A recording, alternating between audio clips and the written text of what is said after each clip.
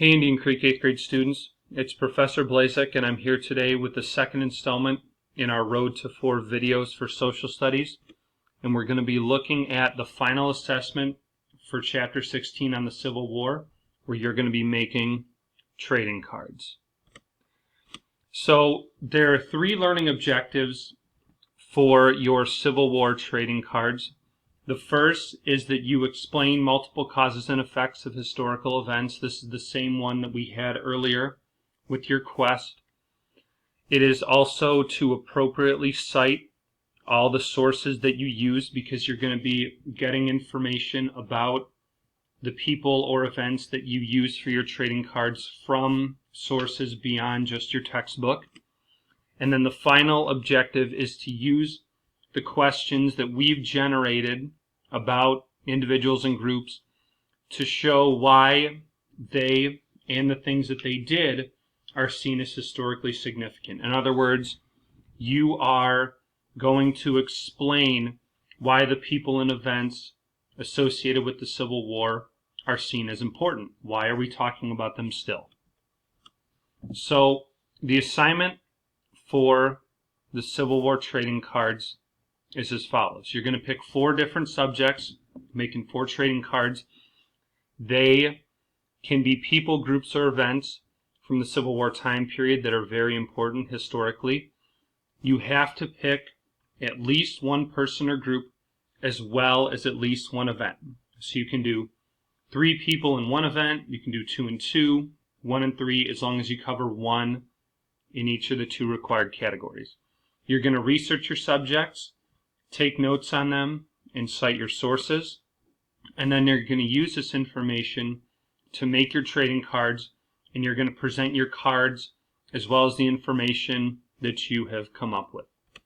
So the first step is going to be creating an information sheet for each of your trading cards. I know some of you might want to create your cards first and then do the information later, but getting your information, analyzing it all, coming up with what you want to say will really help you get your trading cards right on the first try so that they look as good as possible.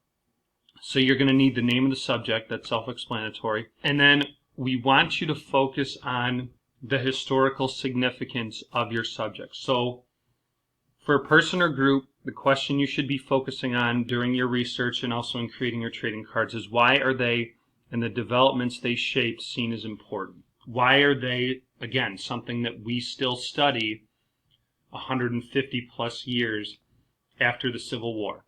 And then for an event, what were the impacts of the event? You can look at impacts in terms of for the rest of the war, and then maybe also even beyond the Civil War. And then you need to explain the choices that you made on your trading card. We'll talk about the different things you need in your trading cards, but you're going to try to make them as true, realistic as possible. So you're going to create things like hit points, special moves, etc. And you need to be able to explain why you chose the things that you did. And then obviously, again, going back to one of the requirements from before, you need to cite your sources.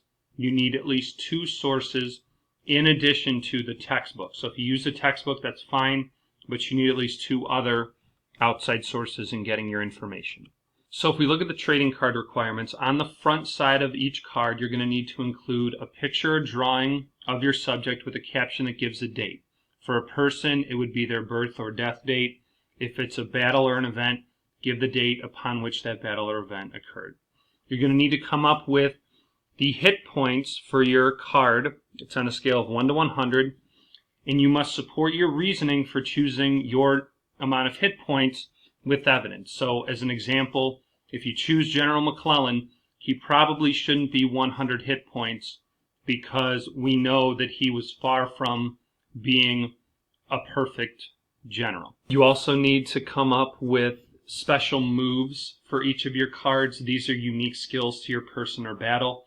And you need to explain also if these special moves would be particularly dangerous to any other cards. You know, if your subject had a particular strength against certain people or in certain events, and then you need to cite all of this information about your special moves with historical evidence. And then one last thing you can include, which is optional, so you don't have to, but if you would like, you can give a weakness or a resistance for your card.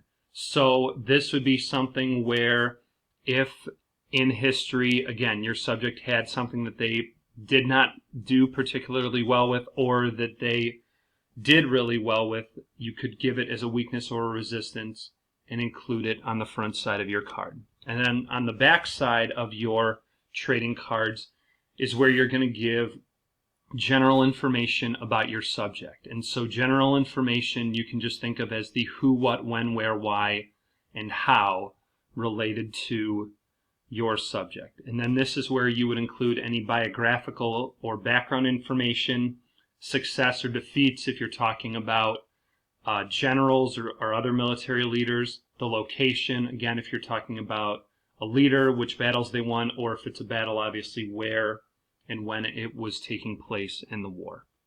So this is just a review of your learning objectives on top, and then a reminder of the scale upon which you're going to be graded. So again, it's 1 through 4, emerging through exceeding.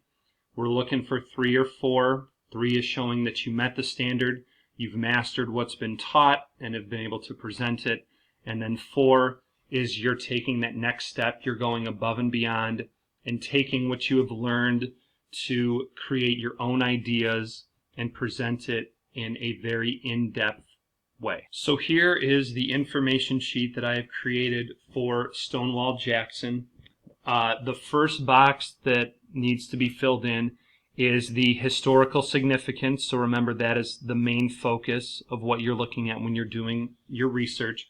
So, and I'm not going to read through all of this, but in my research, I found that he was known as the South's first great war hero.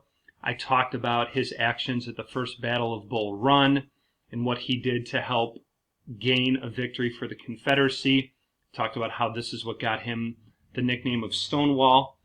Then I continued to talk about his victories at other important battles, gave some examples, and mentioned that he was consistently fighting a much bigger force but winning victories because of his really strong command ability. And I want to just show you one of the things that I found, which becomes important for my card, is that he was able to move his men so quickly and effectively that they became known as foot cavalry, and consistently again defeated much larger forces. And just remember foot cavalry because I've included that on my actual trading card.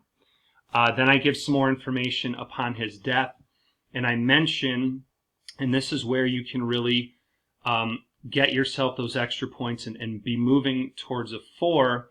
Towards the end, right around here, I talk about that if Jackson hadn't been lost, this could have been a much different war. There's a chance that they might have actually won the Battle of Gettysburg, and then who knows what would have happened from there. So the next box we move down to is his hit points. So I've given Jackson 90 out of 100 possible hit points because he was a really strong leader, but the fact that he did not make it all the way through the war is what prevented him from getting that 100 out of 100. The 2 moves that I came up with for Jackson in this third box right here are Troop Rush and then Foot Cavalry. Those are the names that I came up with for his 2 moves. Troop Rush comes from the research that I found in talking about his actions at the First Battle of Bull Run, which was where he really became famous and where he really showed his ability to win victories for the South. This is what he did to win the Battle of Bull Run, is he closed the line against the Union. So I named it Troop Rush. And then the Foot Cavalry, this is where it comes in. This is his second move, which comes from, again, his ability to move troops so quickly that they almost were as quick as soldiers who were on horses, even though he was only moving them on foot. And then I added a weakness for him, which was friendly fire, because we all know that Jackson's death came from accidentally being shot by a Confederate soldier. And then I go just into a little bit of information again about what happened.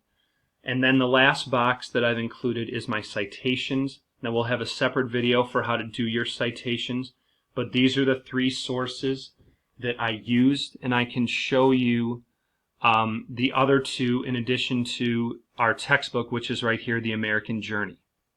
So this is the first source that I used. It's from history.com, and it's an article about Stonewall Jackson. And then the second source that I used is from a website called the Civil War Trust, or civilwar.org, again looking at Stonewall Jackson. Now these are both reliable sources and had a lot of good information. So just an example of other places you can be looking when you're doing your research. So now for the last step, here is an example trading card that I came up with for Stonewall Jackson. So a reminder again, on the front side you need your picture. You can see I've got a picture of him. This is from the first Battle of Bull Run. It's a painting of Jackson. I've included his hit points. You can see in the upper right corner, he's got 90 total hit points. His 2 special moves that I talked about before, you've got Troop Rush, which the description I gave was to close the line against the Union attack.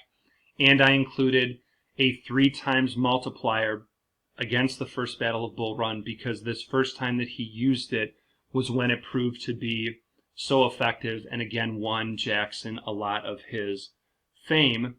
And then the other special move that I gave him was Foot Cavalry, which I described as to outflank a Union force. And because so many of Jackson's victories were against much larger opponents, I gave it the bonus of 2 times damage against a larger opponent army. And then at the bottom, you can see the weakness of Jackson, friendly fire. I said that if an opponent plays the Battle of Chancellorsville card, then you still get to play 1 move, because remember, Jackson did fight and do very well at the Battle of Chancellorsville. So you get your 1 move, and then you have to remove your card. And now if we look at the back side, just looking at general information, I've included his name, date of birth, his birthplace, some important victories, and then just sort of a short biography section on Jackson. So I talked about that he was the Confederacy's first great war hero. He had the respect of both sides, that he was known for his tactical prowess and bravery, and that he was very important to Robert E. Lee.